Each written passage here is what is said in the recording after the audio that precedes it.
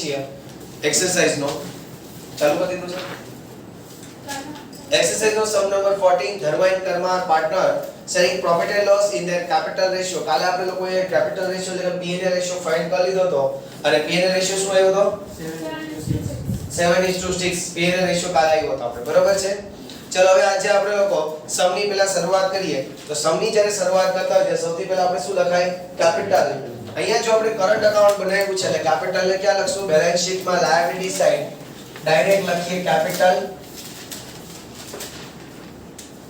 એમાં લખશું ધર્મ અને કર્મ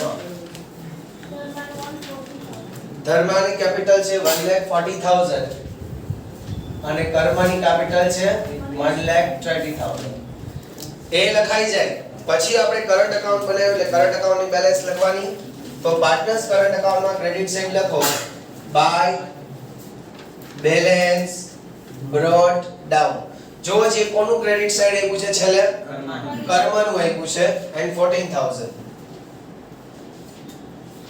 ડેબિટ સાઈડ લખશું ટુ બેલેન્સ બ્રોટ ડાઉન કેનું આપ્યું છે કર્મનું એટલે કેટલા છે 17,000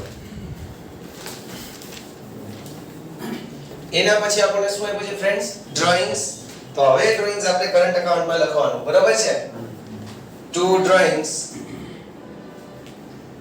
what's the value 7,500 કેટલા 7,500 7,500 અને બીજામાં 5,000 okay everyone પહેલામાં છે 7,500 અને બીજામાં છે 5,000 ક્લિયર બધાને ઓકે ધેટ્સ ઇટ ચલો હવે આપણે લોકો શું કરીએ છીએ કે એડજસ્ટમેન્ટ ને છોડીને બાકીની બધી એન્ટ્રીઓ લખતા જાય છે જ્યાં આવે છે ત્યાં સૌથી પહેલા ઓપનિંગ સ્ટોક ક્યાં લખશું ટ્રેડિંગ અકાઉન્ટમાં debit side to opening stock 15,000 એના પછી પરચેસ ક્યાં લખશું ટ્રેડિંગ માં debit side to purchase inner column માં કેટલા 80,000 માઈનસ પરચેસ રિટર્ન કરી દો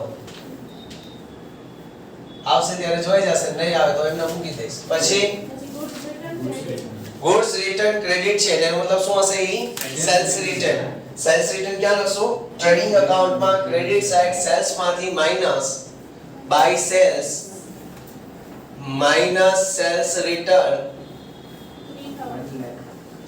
સેલ્સ રિટર્ન કેટલું છે 3,000 સેલ્સ રિટર્ન 3,000 ઓકે એવરીવન એના પછી salary up to 28 okay salary up to હવે જો સેલેરી આપ્યું છે પીએનએલ માં ડેબિટ લખું છું એક બે લાઈન છોડીને લખજો ટુ સેલેરી અંદરની કોલમમાં લખજો કેટલા છે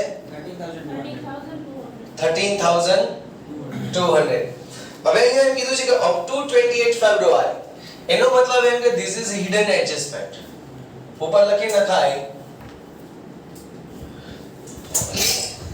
હિડન એડજસ્ટમેન્ટ શું કામ લખી છે કારણ કે જ્યારે પ્રિપરેશન કરો ત્યારે ખબર પડે કે આ હિડન એડજસ્ટમેન્ટ છે હવે જો તમને એમ કીધું છે કે 28/2 સુધીનો સેલરી છે એટલે એનો મતલબ એમ હોય કે માર્ચ નો સેલરી બાકી એનો મતલબ એ થયો ને કે 28/2 સુધીનો સેલરી છે તો એનો મતલબ એવો કે માર્ચ નો સેલરી બાકી તો એનો મતલબ એવો છે કે આ સેલરી કેટલા મહિનાનો હશે તો 11 મંથ નો હશે ટોટલ 12 મહિના હોય વર્ષમાં એમાં એક માર્ચ નો સેલરી બાકી છે તો આ કેટલા મહિનાનો હોય 11 મંથ નો તો આઉટસ્ટેન્ડિંગ જો ને એક મહિનાનો એટલે પ્લસ કરો પ્લસ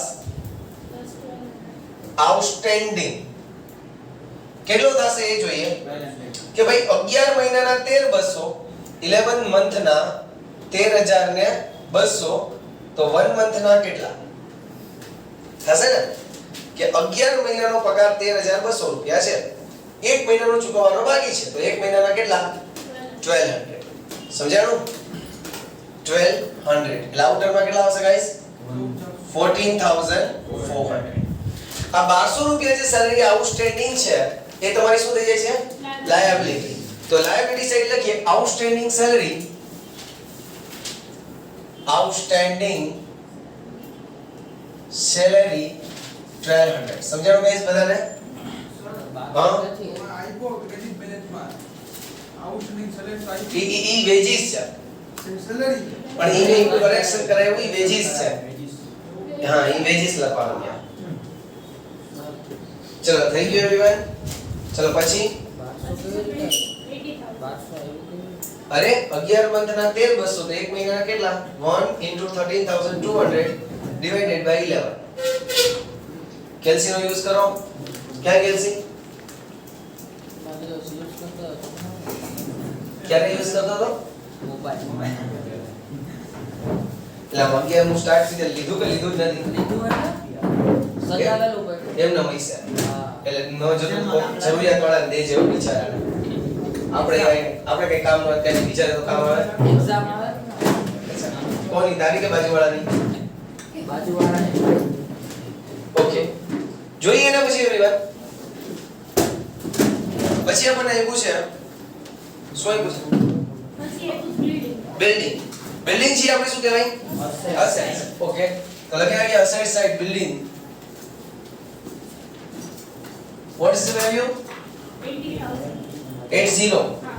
ઓકે એના પછી છે એના પછી છે wages. વેજીસ ક્યાં લખશું Wages. Credit માં ટ્રેડિંગ અકાઉન્ટમાં ડેબિટ વેજીસ ને ક્યાં લખશું ટ્રેડિંગ અકાઉન્ટમાં ડેબિટ લખો ટુ વેજીસ ટુ 1,600.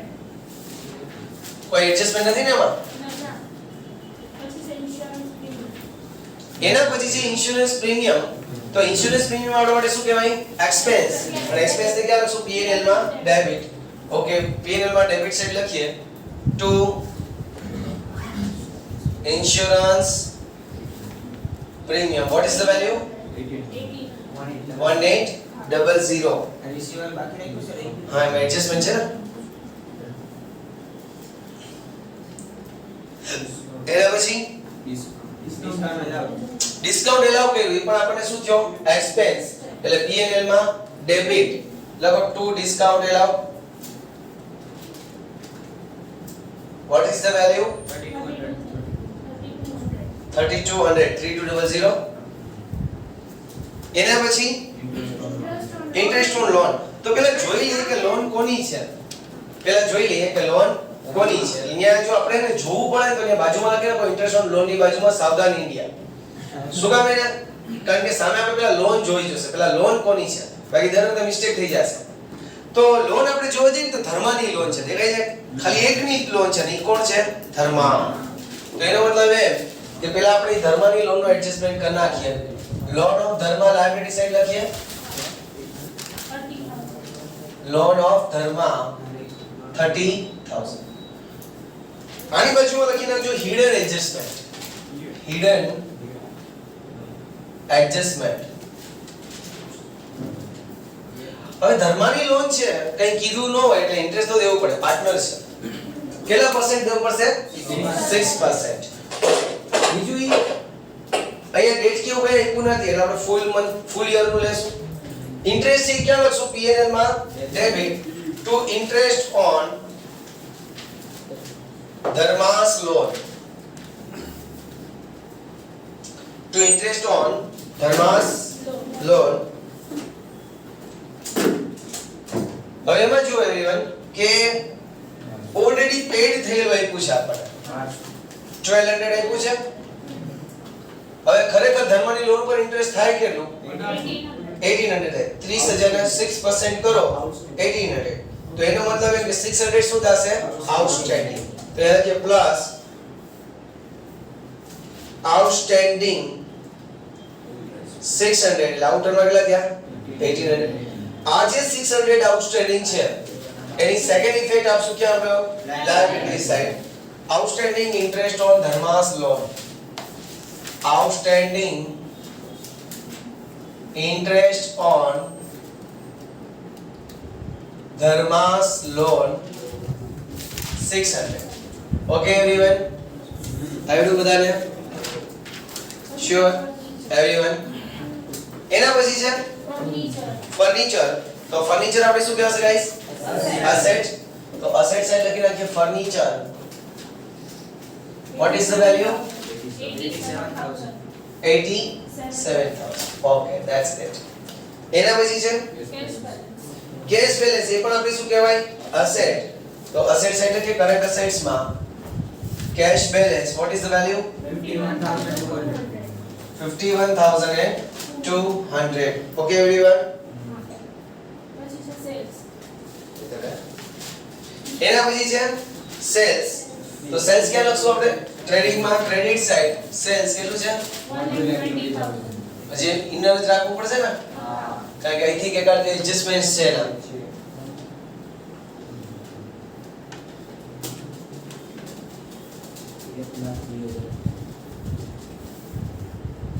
ચલો એના પછી everyone Goods return debit. Goods return debit એનો મતલબ શું થયો અહીં પરચેસ રિટર્ન તો પરચેસ માંથી માઈનસ કરી દઈએ કેટલા 2,000. 2000 એડજસ્ટમેન્ટ છે એમાં કઈ હા. 78 8,000. વેજીસ ને નીચે લખવાની જરૂર હતી પછી payables. એના પછી છે Payables. પેયેબલ્સ એટલે આપડા ક્રેડિટર્સ પેયેબલ્સ આઈ થિંક એમાં એડજસ્ટમેન્ટ હશે હા, છે. 79. તો ઇનર કોલમમાં જ રાખું છું એડજસ્ટમેન્ટ હોય તો એના પછી Wages outstanding. વેજીસ આઉટસ્ટેન્ડિંગ બે ત્રણ લાઈન છોડીને લખું લાયબિલિટી સાઈડ ત્યાં સેલરી આઉટસ્ટેન્ડિંગ છે ત્યાં લખજો વેજીસ આઉટસ્ટેન્ડિંગ કેટલા 700. 700 એના પછી Discount received. Discount received discount receive કરી આપણે શું કહેવાય ઇન્કમ P&L માં ક્રેડિટ સાઈડ બે ત્રણ લાઈન છોડી લખીએ બાય ડિસ્કાઉન્ટ રિસીવ્ડ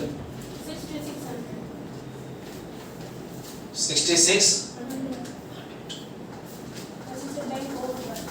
પછી છે બેંક ઓવરડ્રાફ્ટ તો બેંક ઓવરડ્રાફ્ટ આપણે શું કહેવાય લાયબિલિટી તો લાયબિલિટીઝ એટલે કે લખીએ બેંક ઓવરડ્રાફ્ટ 2,800.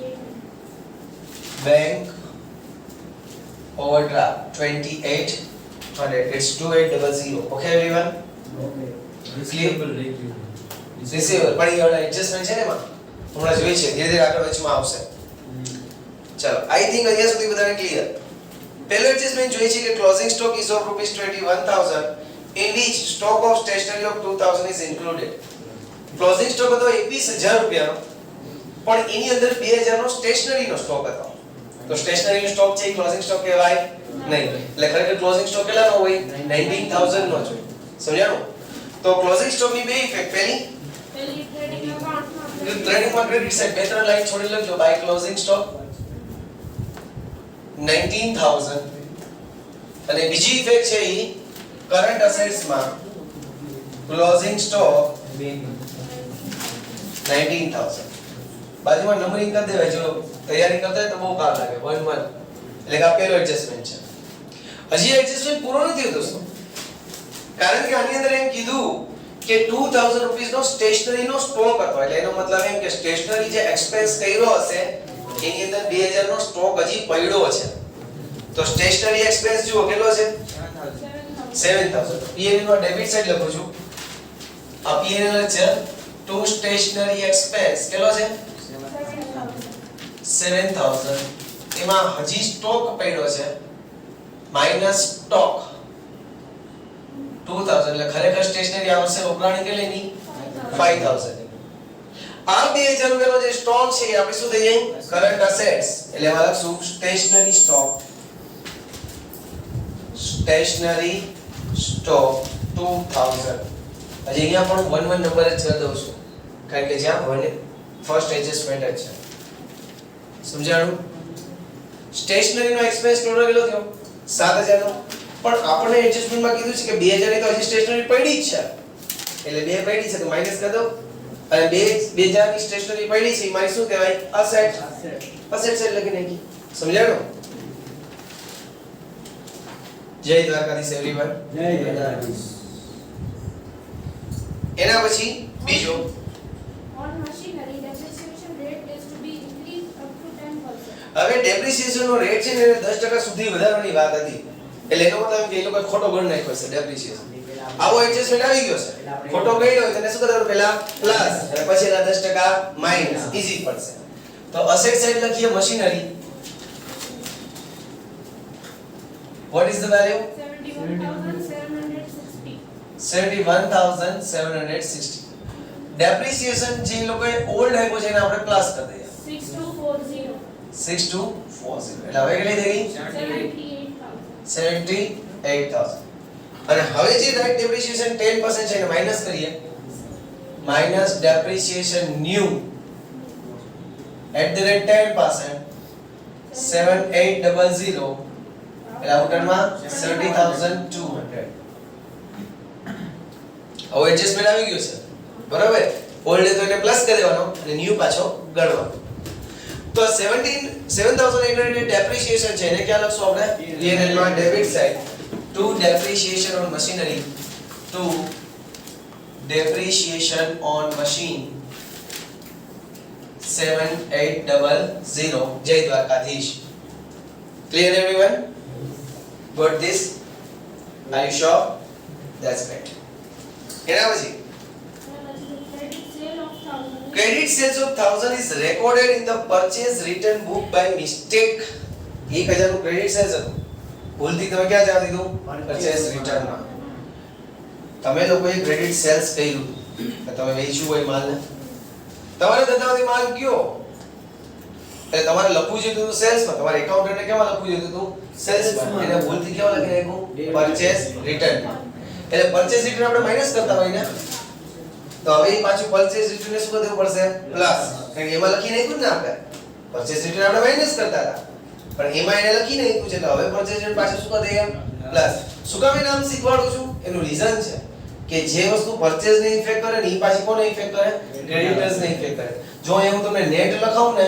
કે ભાઈ 2000 નું ટોટલ પરચેસ રિટર્ન છે પણ પરચેસ રિટર્ન ખરેખર 2 નું નહીં કહેવાય ભૂલથી ઓલા 1000 એમાં લખી નાખ્યું છે એટલે માઈનસ કરી દઈએ તો હવે પરચેસ રિટર્ન 1000 થઈ જાય જો એ હું તમને સમજાવું તો વહાં પાછી એન્ટ્રી પાડવામાં તકલીફ પડે એટલે હું તમને અહીંયા સિમ્પલ જ સમજાવું છું કે જે પરચેસ ને ઇફેક્ટ કરે એ ક્રેડિટર ને ઇફેક્ટ કરે તો આપણે પરચેસ રિટર્ન માઈનસ કર્યા હતા 2000 તો હવે 1000 પાછા શું કરી દઈએ પ્લસ કરી દઈએ બરાબર ને તો એને લખું પ્લસ wrongly recorded પરચેસ કરવું છે પરચેસ રિટર્ન માં હતું ને એટલે એ બધું એક જ હોય ને ભેગું જઈને આવે ને એમને તો ડિટેલ્સ તો નહોતું પણ આપણે તો આવતા હશે પાછા મારે શીખ તારી જરૂર છે અકાઉન્ટ નો પાયો તારો પાકો થઈ જાય unrecorded wrongly recorded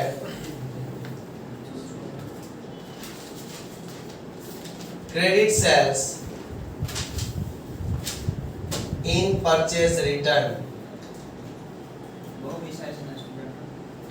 कि wrongly recorded credit sales in purchase return purchase return માં આપણે 1000 ખોટા લખ્યા છે તો આપણે પાછા શું કરી દઈએ છીએ પ્લસ 79 અહીંયા પ્લસ તો ક્રેડિટર્સ માં પણ પ્લસ ક્રેડિટર્સ એટલે કે payables wrongly recorded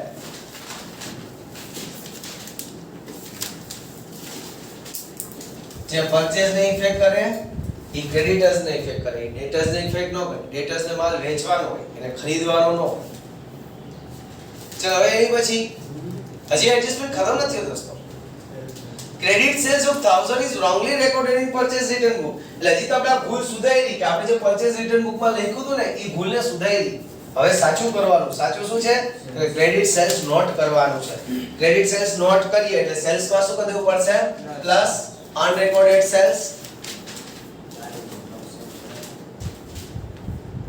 1000 લાઉટર માં 1,18,000 unrecorded sales જે સેલ્સ ને ઇફેક્ટ કરશે કોને ઇફેક્ટ કરશે ડેટર્સ ને એટલે કે રિસીવેબલ્સ ને અહીંયા રિસીવેબલ નામ આપેલું રિસીવેબલ લખું છું ઇન્ટુ બ્રેકેટ કરી લખીશ ડેટર્સ ચલો ડેટર્સ કરાવે પછી ગાઈસ 27,400 plus unrecorded sales 4,000 લાઉટર માં 31,004 sorry 4,000 છે કે 1,000 sorry 1,000 28,400 okay everyone ચલો એક વખત પાછો એડજસ્ટમેન્ટ ને જોઈ લ્યો કે 1000 રૂપીસ નું જે ક્રેડિટ સેલ્સ હતું એ બાય મિસ્ટેક તમે લોકોએ ક્યાં લખી નાખ્યું પરચેસ રિટર્ન માં પરચેસ રિટર્ન માં લખી નાખ્યું છે એટલે પરચેસ રિટર્ન બુક માંથી કાઢવું પડશે તમે પરચેસ રિટર્ન માં લખો એટલે તમે એને માઈનસ કરો છો કે નહીં હે ને તો હવે પાછું શું કરી દેવું પડશે પ્લસ પરચેસ રિટર્ન માં શું કરી દેવું પડશે પ્લસ ઓવરઓલ પ્લસ કરી દેવાનું ત્યાં પ્લસ કરો તો બીજું કોને પ્લસ કરવું પડે ક્રેડિટર્સ બીસી જે વસ્તુ પરચેઝ ને ઇફેક્ટ કરે એ વસ્તુ પાછી કોને ઇફેક્ટ કરે ક્રેડિટર્સ ને પણ કરે થઈ ગયું હવે 1000 રૂપિયા ક્રેડિટ સેલ્સ નોટ કરવાનું બાકી છે તો નોટ કરી દે તો સેલ્સ માં પ્લસ અને બીજી વસ્તુ ડેટર્સ માં પ્લસ એસડી સેલ્સ માં પ્લસ અને ડેટર્સ માં પ્લસ સો પેલા આપણે પરચેઝ રિટર્ન માઈનસ કર્યું હોય હતું નહીં પરચેઝ રિટર્ન હતું નહીં છતાં તે એને માઈનસ કર્યા બરોબર છે તો પાછા ઉપર જવાબ મળે ખરેખર 1000 નું એનું ભૂલથી હા એટલે ઈ આપણે મૂકી તો દીધા પણ પછી 1000 એવા હતા જે આપણે પાછા નથી એવું 1000 ક્યાંથી લીધી 1000 હા 1000 નો માલ આપણે વેચ્યો તો પણ ભૂલથી ઓલાએ પરચેઝ રિટર્ન માં લખી ઓલાને એમ થયું કે પરચેઝ રિટર્ન કર્યો છે માલ આપણે પરચેઝ રિટર્ન નથી માલ મોકલી દીધો જ છે પણ એ જેની પાસે પરચેઝ કર્યો ને એને પાછો આપ્યો છે એ લોકો એવું હોય છે પણ એવું છે નહીં એટલે આપણે માઈનસ કર્યો ને પરચેઝ રિટર્ન હવે એને શું કરીએ પાછું એટલે 2000 છે કે 1000 છે એક્સપેરિમેન્ટ મળ્યા છે અને 1000 1000 હું મને 1000 હા એટલે 2000 હા. એમાંથી 1000 જે આપણે નથી મળ્યા હા. હા. એ પ્લસ હા સમજ્યો ને એ પ્લસ નહીં એ પ્લસ ચલો જુઓ એવરીવન એના પછી 1/4 of advertisement expense is to be carried forward to the next year કે ટોટલ જે એડવર્ટાઇઝમેન્ટ એક્સપેન્સ છે એમાંથી 1/4 છે નેક્સ્ટ યર માટેનો છે બરોબર છે તો ટોટલ એડવર્ટાઇઝમેન્ટ એક્સપેન્સ જો કેટલો છે 36000 to advertisement expense 36000 minus prepaid કારણ કે નેક્સ્ટ યર નો હોય એટલે એને શું કરી દેવું પડે prepaid 1/4 કરો 36000 ના 1/4 એટલે 9000 એટલે આઉટર માં આવ્યા 27000 આ 9000 રૂપીસ prepaid advertisement expense છે એ આપણે શું કહેવાય receivable તો અસેટ સાઈડ લખો prepaid advertisement expense 9000 okay everyone I wages કેટલા હતા લખાઈ દેતો બોલો 1600 ચલો કરો ટોટલ 1,37,000 અહીંયા પણ 1,37,000 અહીંયા આપણે મળશે ટુ ગ્રોસ પ્રોફિટ કેટલો આવે છે 41,400 અહીંયા ડેબિટ તો અહીંયા ક્રેડિટ બાય ગ્રોસ પ્રોફિટ 41,400 કેટલા ડેબિટ નો રોલ વધારે છે 61,000 એ આપણે અહીંયા લખીએ 61,000 બાય નેટ લોસ કેટલા આવ્યા 13,000 અહીંયા ડેબિટ તો પીએલ એપ્રોપ્રિએશન માં ક્રેડિટ ટુ નેટ લોસ 13,000 હવે પાછો કાઉન્ટ ક્લાસ કરીએ 13,000 અહીંયા આવશે કે હશે બાય divisible loss 13,000 આજે લોસ છે આપણે ધર્મ અને કર્મ વચ્ચે ડિસ્ટ્રીબ્યુટ કરીએ જય દ્વારકાધીશ 7:6 માં એટલે અહીંયા આવશે અહીંયા ક્રેડિટ તો પાર્ટનર્સ કરંટ માં debit two divisible loss 7,000 6,000 okay everyone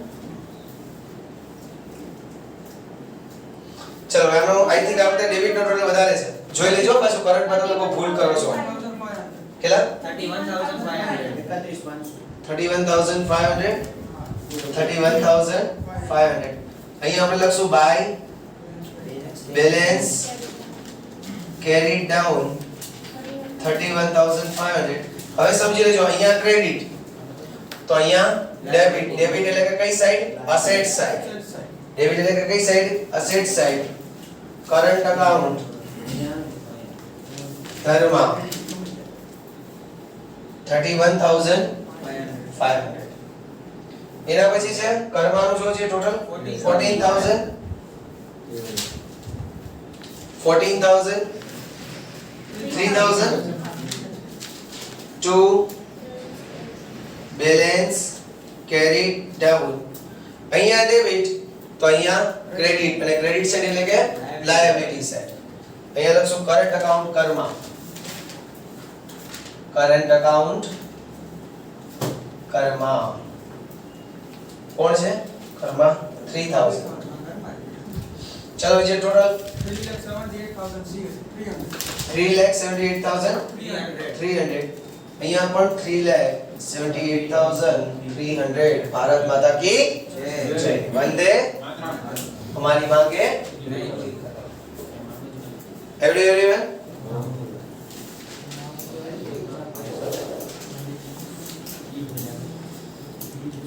चलो હવે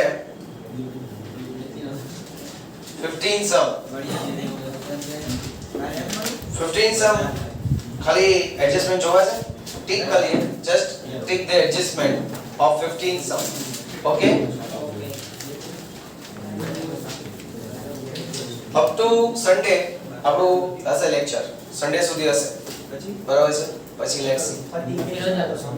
નો જોશું, હું મારી રીતે કંઈક એડજસ્ટ કરું છું, કારણ કે ચલો જો with consideration of 15 સમજો friends, with the consideration of following trial balance and adjustment of Harsh and Yesha prepared final account for the year ending on 31st March 2017 of their firms. બસ હવે પેલા capital drawing comparative easy સમજી guys. closing stock rupees 10,000 out of which 50% has no market value. total closing stock 10,000 છે, પરંતુ 50% નો closing stock એવો છે કે જેની market value જ નથી. કાઈ નહીં, માર્કેટ વેલ્યુ ન હોય તો માઈનસ કરી નાખો ક્લોઝિંગ સ્ટોક માંથી. એટલે 10 માંથી 5 ગયા તો હવે છે કેટલા? 5,000. ક્લોઝિંગ સ્ટોક ની બે ઇફેક્ટ, પહેલી ટ્રેડિંગ માં ક્રેડિટ, બીજી અસેટ સાઈડ. કેટલા રૂપિયા લખશો? 5,000. Clear? Legal charge include of legal charge of building purchase 4,000. હવે 11th સ્ટાન્ડર્ડ માં આવતું કે તમે કોઈ પણ અસેટ પરચેસ કરો ને, કોઈ પણ એસેટ્સ પરચેસ કરો અને એનો કોઈ ખર્ચો થાય તો એ અસેટ્સ ની વેલ્યુમાં ઉમેરાય છે. જેમ કે હું તમને કહું કે તમે એક બિલ્ડિંગ લીધું 10 લાખ રૂપિયા, બરાબર છે? એનો દસ્તાવેજનો એનો ખર્ચ થયો 2 લાખ રૂપિયા, તો એ બિલ્ડિંગ તમને કેટલામાં પડ્યું? 12 લાખ રૂપિયામાં પડ્યું. સમજાયું? અહીંયા એવું છે, જુઓ કે legal charge include of legal charge of building purchase 4,000. Legal charge ની અંદર 4,000 રૂપિયાનો ચાર્જ એવો છે કે જે બિલ્ડિંગ ની પરચેસ માટેનો છે. તો ખરેખર એ બિલ્ડિંગ માં શું થવો જોઈએ? એડ થવો જોઈએ. અને આ લીગલ ચાર્જ માંથી શું કરી દેવાનો? માઈનસ. સમજાણો? ટોટલ જે લીગલ ચાર્જ છે એની અંદર 4,000 આઈ સમય ગયેલા છે કે જે તમે બિલ્ડિંગ માટે કર્યા છે. તો ટોટલ લીગલ જે ચાર્જ છે એમાંથી માઈનસ અને બિલ્ડિંગ માં શું કરી દેશો? પ્લસ. સમજાઈ ગઈસ? હા, P&L માં ડેબિટ. પછી જે provide 5% bad debt reserve debt, આ તો તમારું જૂનું જાણીતું એડજસ્ટમેન્ટ છે. પહેલા તો એ ડેટર્સ માંથી minus asset side bad debt reserve, અને બીજી ફેબલા ટાટના ફોર્મેટમાં, બરાબર? Bad debt trial balance plus bad debt adjustment plus bad debt reserve adjustment minus bad debt reserve trial balance. જૂનોને જાણીતું. Provide 10% depreciation on furniture and 5% on building. આવડી જાય? depreciation અહીંયા બે અસેટ્સ લખીને એમાંથી માઈનસ અને P&L માં debit. 1/3 share of patent and trademark is to be written off. Patent અને ટ્રેડમાર્ક છે ને એનો 1/3 શેર રાઈટ ઓફ કરી નાખવાનો છે, લોસ તરીકે ગણીને. તો પેટન્ટ અને ટ્રેડમાર્ક લખાય અસેટ સાઈડ. કેટલા રૂપિયાની પીછે જોવો જોઈએ? 2700. એના 1/3 કરો 900, રાઈટ ઓફ કરો એટલે માઈનસ કરી નાખવાનું. ડેપ્રિસિએશન ની જેમ જ રાઈટ ઓફ કરો એટલે લોસ થઈ ગયો. P&L માં debit to goodwill and sorry to patent and trademark return of 900. સમજાણું? ચલો હવે એના પછી જઈએ આગળ. કેપિટલ એન્ડ ડ્રોઈંગ ક્યાં લખશો? ઓહો કેપિટલ અકાઉન્ટમાં. અહીંયા કરંટ છે જ નહીં, આમાં કેપિટલ છે એટલે કેપિટલ માં credit by balance brought down અને કેપિટલ માં ડેબિટ ટુ ડ્રોઈંગ્સ. ઈ બે હોય તો કરંટ ને કેપિટલ હોય તો અહીંયા ખાલી કેપિટલ છે. એના પછી એવરીવન એટલે ક્રેડિટ હશે કેપિટલ અને ડેબિટ હશે ડેટર્સ, સોરી ડેબિટ હશે ડ્રોઈંગ્સ. ગુડવિલ ક્યાં લખાય? Asset side. Okay. Patent and trademark તો એડજસ્ટમેન્ટ કરી નાખ્યું. રિસીવેબલ એન્ડ પેયેબલ, રિસીવેબલ હોય ડેબિટ પેયેબલ્સ હોય ક્રેડિટ, રિસીવેબલ એટલે કે ડેટર્સ અને પેયેબલ એટલે કે ક્રેડિટર્સ. લખવું તો લખી લેજો. રિસીવેબલ એટલે ડેટર્સ અને પેયેબલ્સ એટલે ક્રેડિટર્સ. ડેબિટ હોય રિસીવેબલ અને ક્રેડિટ હોય પેયેબલ્સ. ક્લિયર? એના પછી અકાઉન્ટ ઓફ ગુડ્સ શું હશે? અકાઉન્ટ્સ ઓફ ગુડ્સ એટલે એક હશે પરચેસ ને બીજું હશે સેલ્સ. ડેબિટ હોય પરચેસ, ક્રેડિટ હોય સેલ્સ. અમાઉન્ટ ની કોલમમાં લખી નખાય. અમાઉન્ટ ની કોલમમાં ડેબિટ હોય પરચેસ અને ક્રેડિટ હોય સેલ્સ. ડેબિટ હોય પરચેસ અને ક્રેડિટ હોય સેલ્સ. મશીન ઓફિસ નું ક્યાં લખશો? assets. Opening stock trading debit. Furniture assets. Goods return account શું હશે?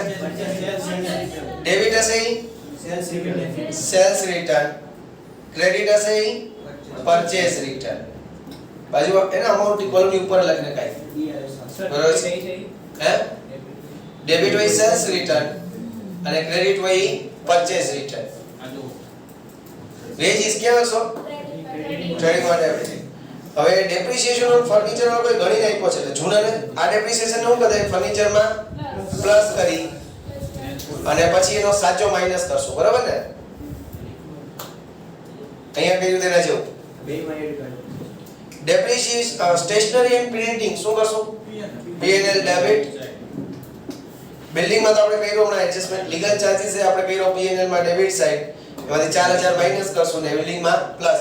એટલે જો પહેલા બિલ્ડિંગ માં પ્લસ કરીને પછી ડેપ્રિસિએશન ગણજો.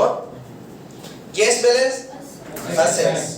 રેલવે ફ્રેટ ટ્રેડિંગ માં debit. Insurance premium P&L debit. Bills માં ડેબિટ હોય બિલ્સ રિસીવેબલ અને ક્રેડિટ હોય બિલ્સ પેયેબલ. રિસીવેબલ હોય તો ક્યાં લખાય? અસેટ્સ સાઈડ અને પેયેબલ હોય તો liability side. Good. Postage expense P&L માં debit. P&L debit. Bed Dave અને બેડ ડેવ રિઝર્વ છે તો ડેબિટ હશે ડેબિટ હશે એમ નહીં. હવે ડેબિટ હશે બેડ ડેવ હોય, ડેબિટ હોય બેડ ડેવ અને ક્રેડિટ હશે બેડ ડેવ રિઝર્વ. ડેબિટ હોય બેડ ડેબ અને ક્રેડિટ હોય બેડ ડેબ રિઝર્વ. ક્યાં લખાયા બે વસ્તુને? P&L માં ડેબિટ છે એટલે ફોર્મેટમાં ટાટ ફોર્મેટમાં. ડિસ્કાઉન્ટ ડેબિટ હોય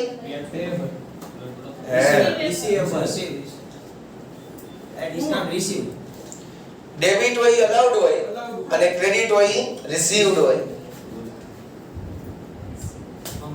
ડેબિટ ની બાજુમાં લખો ડિસ્કાઉન્ટ અલાઉડ અને ક્રેડિટ ની બાજુમાં લખો discount received. Stamp on hand and bad debt return. Stamp on hand એટલે અસેટ્સ. આપણી પાસે સ્ટેમ્પ છે એ આપણી શું કહેવાય? અસેટ્સ. ડેબિટ સાઈડ હશે એ અસેટ્સ. બેડ ડેબ રિટર્ન એટલે P&L માં ક્રેડિટ. કારણ કે કોઈ પૂછ માર્યો હોય રૂપિયા આપણને પાછા આપી જાય.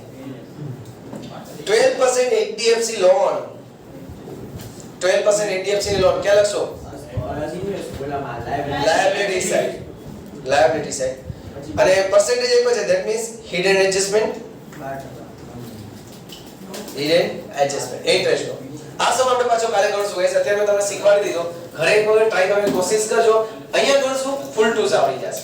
Okay everyone. તો મળી છે આવતીકાલે. ત્યાં સુધી રજા આપો મને. જય હિન્દ, જય ભારત, જય દ્વારકાધીશ.